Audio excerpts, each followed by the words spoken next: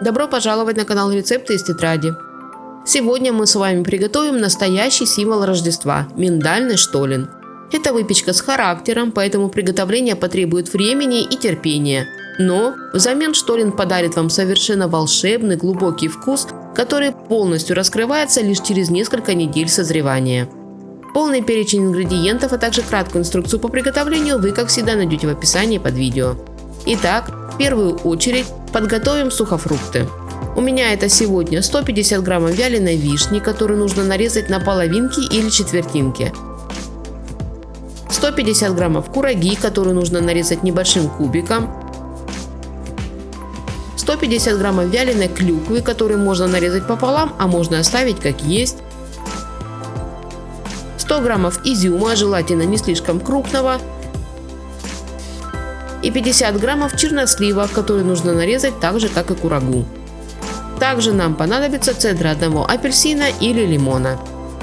Теперь самое интересное. Заливаем сухофрукты и цедру ароматным алкоголем, которого понадобится 300-400 мл. Это может быть ром, коньяк или бренди. Они великолепно раскрывают вкус сухофруктов. Если же вы категорически не воспринимаете алкоголь, можно использовать крепкий охлажденный чай. Оставляем сухофрукты настаиваться минимум 24 часа, а лучше несколько дней. В день, когда вы готовы приступать к приготовлению штоленов, откидываем настоявшиеся сухофрукты на сито, чтобы стекла лишняя жидкость, и оставляем их так до того момента, когда они нам понадобятся. Пока сухофрукты избавляются от лишней жидкости, приступаем к опаре. В небольшой емкости соединяем 150 граммов муки, 60 граммов сахара, желательно коричневого, 20 граммов сухих дрожжей и хорошо все перемешиваем. Вместо сухих дрожжей можно использовать 60 граммов свежих, но в таком случае дрожжи нужно будет предварительно растворить в теплом молоке, которого на данном этапе нам понадобится 200 мл. Вливаем молоко в сухие ингредиенты и тщательно все перемешиваем, чтобы получилось жидкое однородное тесто. Накрываем емкость с этим тестом крышкой или затягиваем пленкой и оставляем в покое на 20-30 минут. Опара должна ожить и подняться пышной шапкой. В это время займемся тестом.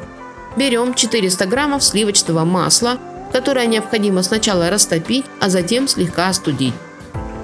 В растопленное масло добавляем 140 граммов сахара, желательно коричневого, 1 чайную ложку пряничной приправы, именно она дает тот самый праздничный аромат, и половину чайной ложки соли.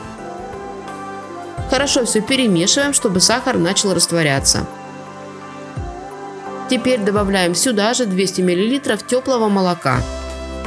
Еще раз хорошо все перемешиваем. Обязательно проверяем температуру, она не должна быть выше 39 градусов, чтобы не убить дрожжи. Если температура подходящая, добавляем в сливочное масло опару, которая к этому времени хорошо поднялась и стала пушистой. И снова все хорошо перемешиваем, чтобы практически вся опара растворилась в масле. Абсолютной однородности можно не добиваться. Если останутся небольшие фрагменты нерастворенной опары, не страшно. Теперь нам понадобится 150 граммов миндальной муки, которую необходимо добавить в общую миску. И снова хорошо все перемешиваем. Следующий ингредиент – 800 граммов обычной муки, которую я предварительно просеяла. Постепенно добавляя обычную муку, замешиваем мягкое, но густое тесто. Сначала работаем лопаткой или ложкой, а затем, когда лопаткой работать уже станет тяжело, остатки муки высыпаем на рабочую поверхность и выкладываем на нее уже достаточно густое тесто. А потом продолжаем вмешивать муку, но уже руками. В итоге должно получиться очень мягкое, вот прямо очень мягкое и нежное тесто, которое абсолютно не липнет к рукам. Готовое тесто перекладываем в емкость, накрываем емкость крышкой или затягиваем пленкой и убираем в теплое место на 2-3 часа. Оно должно хорошо подойти и увеличиться в объеме. Подошедшее тесто снова выкладываем на рабочую поверхность и слегка его обминаем, придавая форму большой лепешки. Теперь берем настоявшиеся в алкоголе сухофрукты, с которых уже стекла вся лишняя жидкость, и выкладываем их на тесто.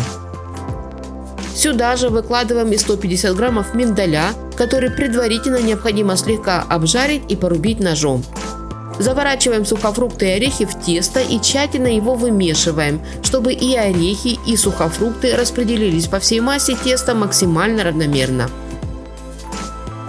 А когда это произойдет, делим тесто на 6 примерно одинаковых кусков. Каждый кусочек слегка округляем и откладываем пока в сторону. Последний, 6-й кусочек, также округляем, но оставляем на рабочей поверхности. Руками формируем из этого кусочка лепешку овальной формы. Потом заворачиваем один длинный край к середине, а затем второй край внахлёст, как бы пеленая ребенка. Эта особая форма, напоминающая завернутого младенца, символизирует Христа в пеленках. Выкладываем заготовку на противень, застеленный пергаментом, а затем по такому же принципу формируем остальные заготовки, выкладывая их на противень и формируя между ними перегородки из пергаментной бумаги, чтобы они не слиплись при расстойке и выпекании. Накрываем противень со штолинами пленкой, а затем полотенцем и оставляем еще на 2-3 часа для финального растаивания. За это время заготовки штолинов должны заметно увеличиться в размерах. Кстати, если в доме прохладно, то времени на расстойку может понадобиться больше. Увеличившиеся в размерах штолины выпекаем в предварительно разогретой до 170-180 градусов духовке на протяжении 45-50 минут. Они должны приобрести красивый золотистый цвет и, как вы видите, оставаться мягкими и воздушными. Практически готовые штолины снова накрываем полотенцем и оставляем на столе до полного остывания. А когда это произойдет, берем 200-300 граммов сахарной пудры. Высыпаем ее в достаточно глубокую емкость. Потом по одному берем уже остывшие штолины, выкладываем их на широкую тарелку и смазываем растопленным сливочным маслом, которого понадобится около 150-200 граммов. Смазывать штолины маслом нужно очень тщательно, чтобы каждый миллиметр этой традиционной немецкой выпечки покрылся маслом. Смазанный маслом штолен переносим в емкость с сахарной пудрой и также тщательно обсыпаем его со всех сторон, чтобы штолен был равномерно покрыт толстым слоем сладкой пудры. Слой масла и сахарной пудры образует на поверхности штолена защитный слой и помогает влаге равномерно распределиться внутри штолена. А чтобы штолен не высыхал в процессе созревания, заворачиваем готовый штолен сначала в лист пергаментной бумаги, затем в кусок фольги, а потом в несколько слоев пищевой пленки. Штолен – это выпечка, которая со временем становится только вкуснее, поэтому отправляем его на созревание в прохладное место на 3-4 недели. Ароматы специй, сухофруктов и масла должны объединиться, смягчить мякиш и создать тот самый неповторимый глубокий рождественский вкус.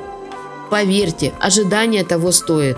Настоящий созревший штолен – это теплый, насыщенный, богатый вкус, который хочется разделить с самыми родными и близкими за неспешной беседой в ожидании Рождества, одного из самых главных праздников человечества.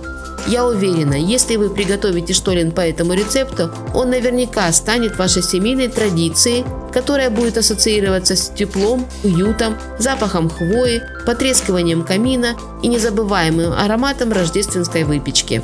Обязательно приготовьте штолен своим родным и близким, тем более, что время для его созревания еще есть. Не забывайте ставить лайки, если вам понравился этот рецепт. И, конечно же, подписывайтесь. У меня в тетрадке еще много интересных и вкусных идей, с которыми я с радостью поделюсь. Мира всем нам, здоровья и чистого неба над головой. Берегите себя и своих близких.